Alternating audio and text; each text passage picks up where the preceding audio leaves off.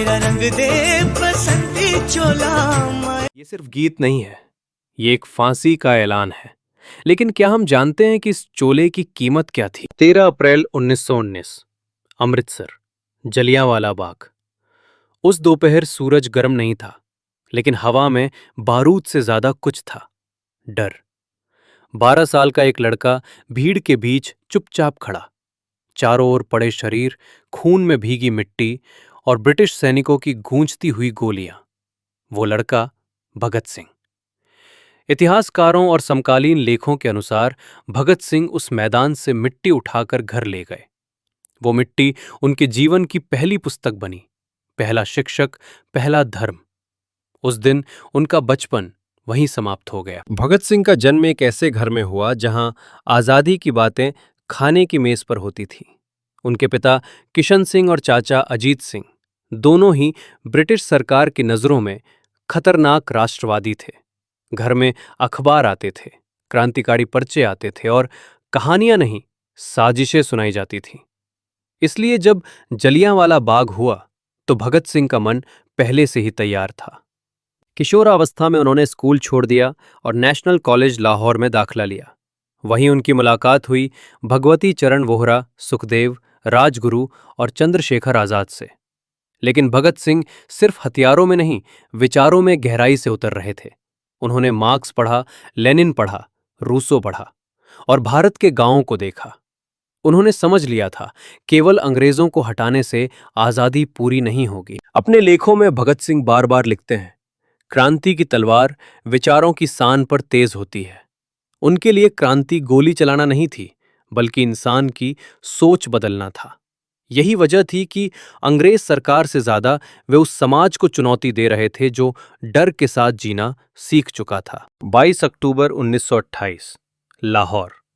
Simon commission का विरोध, लाला लाजपत राय पर लाठीचार्ज और कुछ ही दिनों में उनकी मृत्यु। भगत सिंह का मन टूट गया। उन्होंने कहा, इस लाठीचार्ज ने हमें सिखा दिया है कि न्याय की भी एक कीमत होती है। 17 दिसंबर 1928, लाहौर। जॉन सैंडर्स को गोली मारी गई, लेकिन उसके बाद जो हुआ वो असली क्रांति थी। भगत सिंह भागे नहीं, उन्होंने भागने से इनकार किया, क्योंकि उनका लक्ष्य जिंदा रहना नहीं, जगाना था। उन्होंने अदालत को मंच बनाना था और उन्होंने बना दिया। सैंडर्स की हत्या के बाद पूरा पंजाब हिल चुका था। अखबारों में खबरें थीं, सरकार बौखलाई हुई थी और ब्रिटिश इंटेलिजेंस रिपोर्ट्स में एक नाम बार बार उभर रहा था, भगत सिंह। लेकिन ये नाम अब सिर्फ गोली चलाने वाले का नहीं था, ये नाम सोच का प्रतीक बन चुका था। भगत सिंह जानते थे, अगर वे भाग गए तो वे एक हत्यारा बनकर रह जाएंगे, लेकिन अगर वे गिरफ्तार होंगे तो वे इतिहास से बात कर सकेंगे। इसलिए उन्होंने भागने से मना कर दिया। 8 अप्रैल 1929, पब्लिक सेफ्टी बिल और ट्रेड डिस्प्यूट बिल।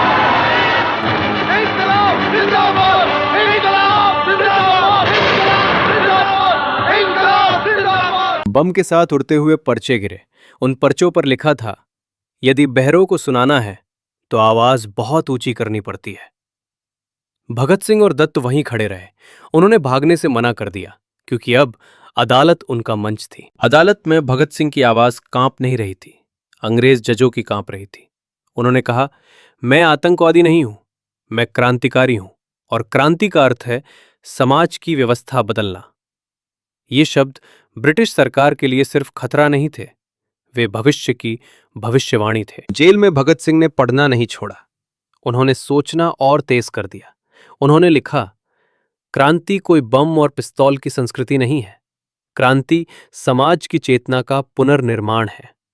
उन्होंने मैं नास्तिक क्यों हूं में लिखा, मनुष्य को अपने भाग्य का निर्माता स्वयं बनना चाहिए।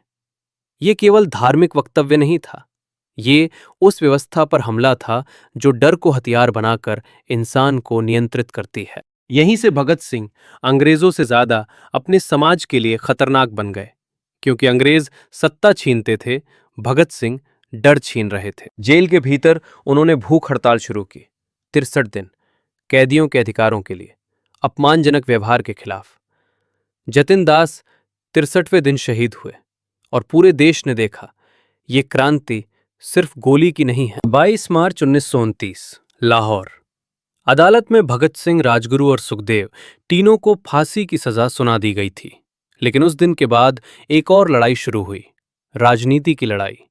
देश भर में उबाल था। कांग्रेस के अधिवेशनों में बहसें थीं, छात्र सड़कों पर थे, अखबार रोज सवाल पूछ रहे थे और लंदन में ब्रिटिश सरकार एक ही सवाल पर माथा खपा रही थी, क्या भगत सिंह को जीवित छोड़ना खतरनाक हो। 5 मार्च 1931 दिल्ली। गांधी इरविन समझौता। देश को उम्मीद थी कि राजनीतिक बंदियों को रिहा किया जाएगा, पर भगत सिंह का नाम सूची में नहीं था। इतिहासकारों के अनुसार इस फैसले के पीछे ब्रिटिश रणनीति और भारतीय राजनीति दोनों का असहज संतुलन था। कोई खुलकर कुछ नहीं कह रहा था, लेकिन सब समझ रहे थे ये चुप्पी सस्ती नहीं है। भगत सिंह जेल में थे और वे जानते थे कि बाहर क्या चल रहा है। उन्होंने अपने पत्र में लिखा, अगर मेरा जीवन क्रांति को एक कदम भी आगे बढ़ा सकता है तो मैं उसे खुशी खुशी दे दूंगा। लेकिन उन्होंने ये भी लिखा, मेरी मृत्यु किसी सौदे का हिस्सा ना बने। ये शब्द आज भी बेचैन करते हैं। पूरे देश में उन्हें बचाने की मांग उठी। हजारों अर्जियां गईं, विदेशी अखबारों में खबरें छपीं, यहां तक कि ब्रिटिश संसद में भी सवाल उठे। लेकिन सरकार टस से मस नहीं हुई। इतिहासकारों के अनुसार भगत सिंह जीवित रहते तो वे अंग्रेजों से ज्यादा स्वतंत्र भारत की राजनीति के लिए असहज हो सकते थे। और यही काला सच धीरे से उभरता है। भगत सिंह सिर्फ औपनिवेशिक सत्ता के खिलाफ नहीं थे, वे उस व्यवस्था के खिलाफ थे जो आजादी के बाद भी शोषण को जारी रख सकती थी। उनकी सोच आज भी हर सत्ता के लिए सबसे खतरनाक सोच है। निर्धारित समय से पहले तीनों को फांसी दे दी गई। शवों को चुपचाप सतलुज के किनारे जला दिया गया।